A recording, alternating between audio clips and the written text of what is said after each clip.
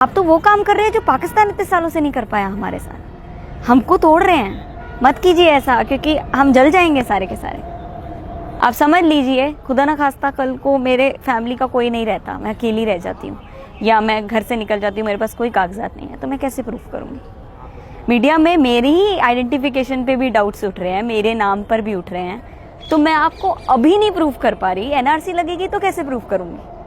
मुझे लगता था कि हमें तो 3 साल पहले उठ जाना चाहिए था जब डिमोनेटाइजेशन हुआ था, पर अगर हम अभी भी नहीं उठ रहे हैं तो शायद हम इस देश को उस जगह लेके जा रहे हैं जहाँ शायद जर्मनी हो के निकला है और उनको अपने इतिहास पे कोई गर्व नहीं है। बुद्धिस्ट है, पारसी है, जैन है, अगर ये अफगानिस्तान, पाकिस्तान, बांग्लादेश से आ जाते हैं, लॉ तोड़ के आए, घूस देकर आए, कैसे भी आए, वो इलीगल इमिग्रेंट नहीं होंगे, वो सिटीजनशिप उनको मिल जाएगा।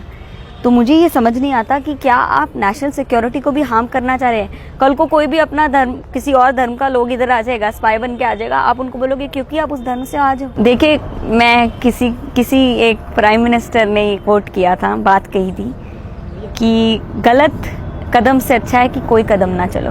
वो हम इस देश में रहते हैं जहाँ डिमोनेटाइजेशन में सिर्फ लाइनों में खड़े हुए 150 लोग मर गए, हमें दुख नहीं हुआ। जहाँ पे ऑक्सीजन की सप्लाई नहीं होती तो 100 से ऊपर बच्चे मर जाते हैं। अभी फिर से 100 से ऊपर बच्चे मर गए कोटा में भी। हम उस देश में रहते हैं और उस देश में हम कह रहे हैं कि हम अपने कागजात दिखाएं।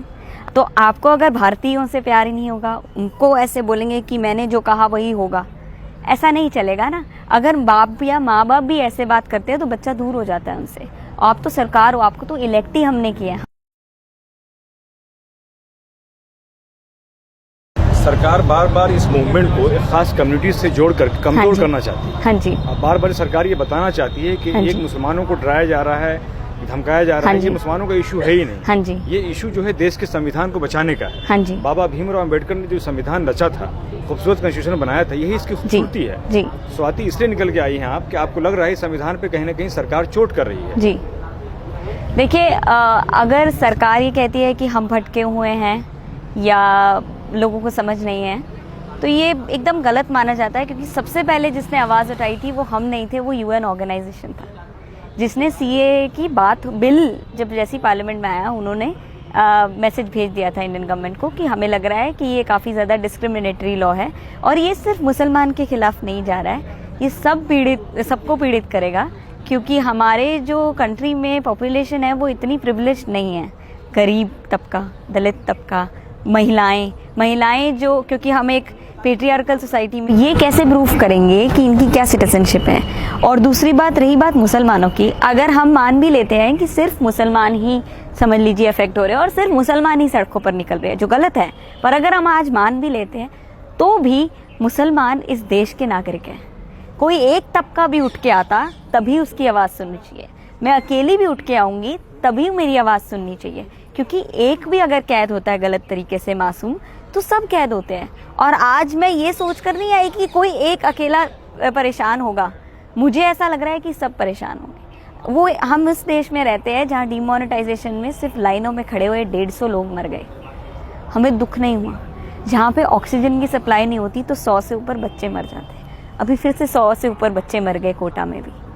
हम उस देश में रहते हैं और उस देश में हम कह रहे हैं कि हम अपने कागजात दिखाएं। आप समझ लीजिए, खुदा ना खास्ता कल को मेरे फैमिली का कोई नहीं रहता, मैं अकेली रह जाती हूँ या मैं घर से निकल जाती हूँ, मेरे पास कोई कागजात नहीं है, तो मैं कैसे प्रूफ करूँगी?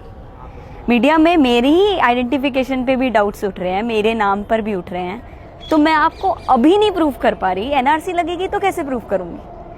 तो ये जो बात है, ये आपको मैं बिना सीए समझाए भी समझा सकती हूँ कि कोई भी नागरिक हो, महिलाएं आवाज़ उठाए, दलित आवाज़ उठाए, कोई भी आवाज़ उठाए, तो उसकी आवाज़ तो सरकार को सुननी है, क्योंकि शायद उसी के लिए सरकार काम कर रही है ना।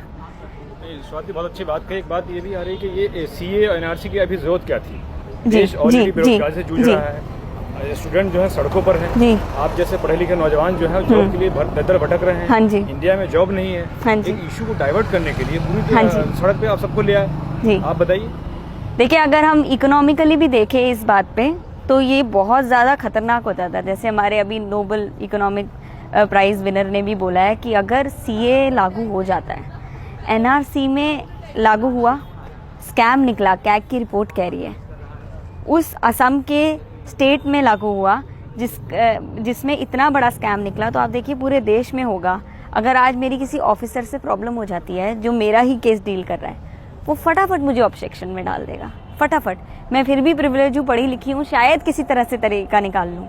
पर वो क्या, जिसको क्योंकि जो सिस्टम चला रहे हैं वो भी तो इंसान है ना, उनकी सोसाइटी, वो भी तो सोसाइटी में से निकल कर आते हैं। और रही बात कि आप बोल रहे हैं कि इकोनॉमी कैसे जाएगी, इकोनॉमिक डिप्रेशन में राइट नाउ हम, रिसेशन चल रहा है, अनएम्प्लॉयमेंट एकदम हाई पे है, सबसे घटिया इकोनॉमी इस टाइम इंडिया की जा रही है, और हम 4.5 नॉमिनल जीडीपी पे जा रहे हैं, रियल जीडीपी पे, आई एम सॉरी। और जबकि बांग्लादेश जो हमसे कितना पीछे रहता था, वो शायद इस साल मलेशिया, हांगकांग को भी पिछाड़ देगा। और आप अभी हम इसे ये बात कर रहे हैं कि सीए आना चाहिए, नागरिकता प्रूफ कीजिए। ये तो वही बात होगी कि जैसे हिटलर को पता था मेरा पूरा इकोनॉमी हिल चुका है, लोग सवाल करना शुरू हो जाएंगे, बच्चे इतने दर-बदर भटकेंगे। मुझे नहीं पता, मेरा एक सेमेस्टर बचा है, कि मेरी ये डिग्री पूरी होगी या नहीं, कोई देश कहीं वॉर में ना चला जाए, लड़ाइयाँ ना लोगों में आसपास में चले जाए। क्यों हम शांति से नहीं रहना चाहते, और क्यों हम इतना खर्चा करना चाहते हैं उस वक्त पे जब सरकार, government of India reserve bank से रिजर्व मांग रहा है पैसे के लिए, और उसके बाद लाखों करोड़ों खर्च करना चाहता है इस चीज़ पे। हमने इतने पैसे तो ऑलरेडी, अगर हमको इंसानों से प्यार नहीं है ना, तो कश्मीर में अगर हम पैसे से भी प्यार करते हैं तो हमने कश्मीर में इतना पैसा डाला हुआ है, इतनी आर्मी डिप्लॉय कर रखी है लोगों को जेल में, ओपन जेल में डालने के लिए। असम में अब हम ये कर रहे हैं, हमने आफ्सपा लगा दिया नागालैंड में। क्या क्या करेंगे? किसी को भी धक्के से नहीं रखो, प्यार से रखो, शांति से रखो। हम अमन पसंद लोग हैं, हमें शांति पसंद है। तो आप ये जो बहुत ज़्यादा सिविल वॉर की तरफ जा रहे हैं, हम नहीं जाने देना चाहते। हमारी डिग्रियां किसी काम की नहीं आएगी, आपको ये बात समझनी पड़ेगी। और अगर आप ये कुर्सी के लिए कर रहे हो तो मुझे डर है कि कहीं ना कहीं लगता है देश का जो कंपोजिट कल्चर है वो डैमेज हो रहा है। हाँ जी, भारत एक डेवलपमेंट कंट्री होता था, हाँ जी, लोगों में, दुनिया में एक नाम भारत का हाँ हो जी, रहा था। कहीं ना कहीं भारत पीछे होता जाएगा। हाँ जी, तो जाहिर टूरिस्ट क्यों आएंगे जी, यहाँ, टूरिस्ट यहाँ पे क्यों आएंगे यहाँ पे जी, और चारों तरफ पूरी पब्लिक सड़क पर है। तो कहीं ना कहीं लगता है भारत का इकोनॉमी बहुत डैमेज हो रहा है, बहुत ज्यादा। देखिए, मैं किसी एक प्राइम मिनिस्टर ने कोट किया था, बात कही थी कि गलत कदम से अच्छा है कि कोई कदम ना चलो। It is better to give no solution than give a bad solution. ये कोई और नहीं थे, ये लाल बहादुर शास्त्री ने कहा था। तो आपको, अगर मैं 6 साल ये भी कहती ना कि यार आप आराम से बैठो और कुछ भी मत करो, सिर्फ एंजॉय करो, तभी भी ये इकोनॉमी ग्रो करती, क्योंकि हम उस टाइम 8 पे पहुंच रहे थे। आपने 4.5 पे बोल दिया, जबकि इकोनॉमिस्ट बोलते रह गए गलत है, गलत है। हमारी वर्ल्ड बैंक से, IMF से, सब जगह से ये मैसेजेस आ रहे हैं, इंडिया की इकोनॉमी एकदम डाउनग्रेड में जा रही है, जो अच्छी खासी बढ़ रही थी बिना कुछ करे। हमारा कंजम्पशन डिमांड ख़त्म हो चुका है, लोगों ने बिस्किट खरीदना बंद कर दिया है, और हम इस बात पर लड़ रहे हैं कि आप देश के नागरिक हो या आप नहीं हो। मुझे ये समझ नहीं आता ये कैसी देशभक्ति है कि हम अपने ही लोगों पे शक कर रहे हैं। मैं मानती हूँ कि ऐसे बहुत सारे लोग होते हैं जो मुझसे वाकिफ़ नहीं हैं, मेरी बातें पसंद भी नहीं करते होंगे, पर आप देशवासी हैं, मैं देशवासी हूँ। आप मुझसे ना बात कीजिए, पर आप अपने देश में, हमारे देश में इकट्ठे अपने घर में खुश रहिए। मैं अपने घर में खुश रहती हूँ। अपने ही डोमेस्टिक सिविल वॉर करने में क्यों चल रहे हैं हम? CAA के नोटिफिकेशन आने से आसाम जल जाएगा। किसी को ये बात समझ के नहीं आ रही, क्योंकि जो राजीव गांधी ने ट्रीटी किया था, असम अकॉर्ड किया था, वो उसको वायलेट करता है पूरी तरह। असम के लोग जल जाएंगे, आपको उनकी क्यों नहीं पड़ी? और आप कह रहे हैं कि स्वाति आप क्यों बाहर निकल रही हो, आपको तो अफेक्ट नहीं होगा, क्योंकि शायद मैं उन 10% पॉपुलेशन में से आती हूँ शायद जिसको अभी अफेक्ट नहीं होगा, पर कल मुझे महिला के होने पे अफेक्ट कर देगा। आज कश्मीर को दबाने का कहा तो हम में से कोई नहीं बोला, असम को दबाने की बात आई, कोई नहीं बोला, मुसलमान को दबाने की बात हुई, कोई नहीं बोला, दलित को दबाने की बात आ रही है, कोई नहीं बोला, महिला को दबाएंगे, कोई नहीं बोलेगा। फिर आपके बारे में जब आएंगे तो कोई बोलने लायक बचेगा भी नहीं, कोई जिंदा ही नहीं बचेगा। कब उठना है आप ये बता दीजिए। मुझे लगता है ये बहुत देर हो गई है उठने के लिए, फिर भी उठाया तो बहुत ज़रूरी है उठना। मुझे लगता था कि हमें तो 3 साल पहले उठ जाना चाहिए था जब डिमोनेटाइजेशन हुआ था, पर अगर हम अभी भी नहीं उठ रहे हैं तो शायद हम इस देश को उस जगह लेके जा रहे हैं जहाँ शायद जर्मनी हो के निकला है, और उनको अपने इतिहास पे कोई गर्व नहीं है। स्वाति, चूंकि आप खुद छात्र हैं और दिल्ली यूनिवर्सिटी में आप लॉ कर रही जी। हैं, तो ये बताइए कि सरकार का जो बयान आज भी आ रहा है कि हम 1 इंच भी पीछे नहीं हटेंगे, हाँ जी। कानून बन गया है, तो एज ए छात्र आप क्या सोच रहे हैं? आपकी पूरी जो यूथ है, युवा क्या सोच रहा है कि क्या सरकार के इन बातों से युवक अपने आप को पीछे कर लेगा?